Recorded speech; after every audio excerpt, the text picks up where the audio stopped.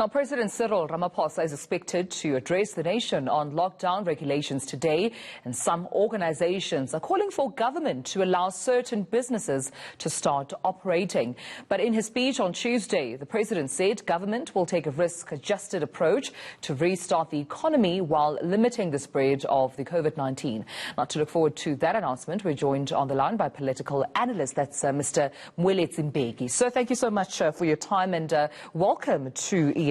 I mean, I want to start off with perhaps picking your brain on what you expect to be the address, rather, from the president. We've seen a lot of advice being given to the president in terms of taking that staggered approach, but specifically in ensuring that while they try and ease up those regulations and opening up the economy a little bit, of course, workers need to be protected in the process.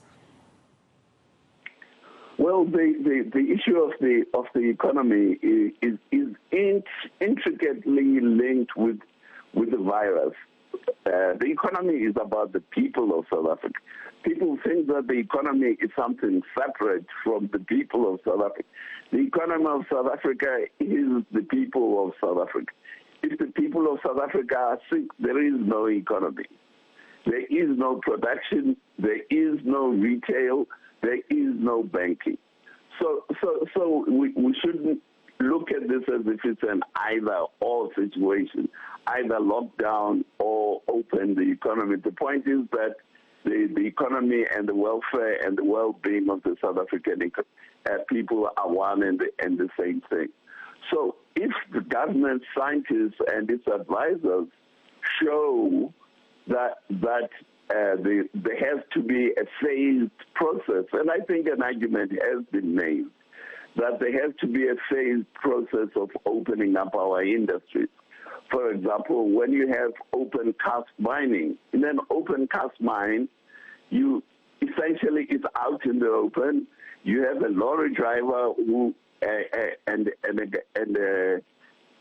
a crane driver who dig out the minerals and load it to the lorry. The lorry driver is sitting in an air-conditioned cab, so there is no way that he can be infected by the digger who is loading the mineral. So, in strictly speaking, there's no reason why open cast mining should have been stopped in the first place if the conditions of safety of those workers was guaranteed on for them to operate. But Mr. Mbeki, wouldn't you say that the president is under, enormous pressure right now, particularly from industries? I mean, when we're looking at, the organizations such as Sakeliga looking into, challenging the president or the National Command Council's decision to not have cooked food at stores. They're saying they want to challenge that. On the other hand, the Gauteng Liquor Forum saying they would like the sale of, alcohol to resume. Then you have, the tobacco industry, this on the other hand, saying that they would like that ban lifted with regards to the sale of cigarettes. So doesn't that put some amount of pressure on the president? Well, I'm very reluctant to at this moment in time to challenge the decisions that the authorities are making. The only challenge which I have is the way that they are using the security forces. But at the end of the day, this is a huge emergency which nobody knew was coming, which nobody knew anything, and nobody knows anything about how to cope with it. But as a government, they have to cope.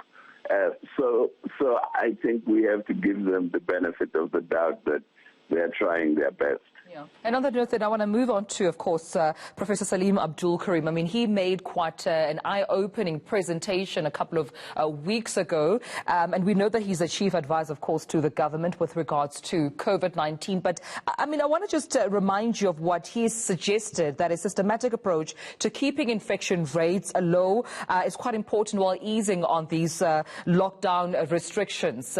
Perhaps it's something that the president is also looking into, that, he's trying to save lives, keeping those infection rates low, trying to flatten the curve, while, of course, trying to ease down on these regulations, that we're seeing right now during the lockdown. Yes, I mean, the figures that were released, for example, for Gauteng, which were broken down by province, show, actually, compared to Europe, show very little progress of the infection in South Africa. So I think the lockdown is definitely working in the sense that we have very low relative to UK, US, Italy, and other countries. We have relatively low progression of this infection. So that doesn't mean we should have a lockdown forever, because then we'll starve to death in the end. But I think the lockdown so far seems to have worked. All right then. Well, thank you so much. That was political analyst Moeletsi Mbeki.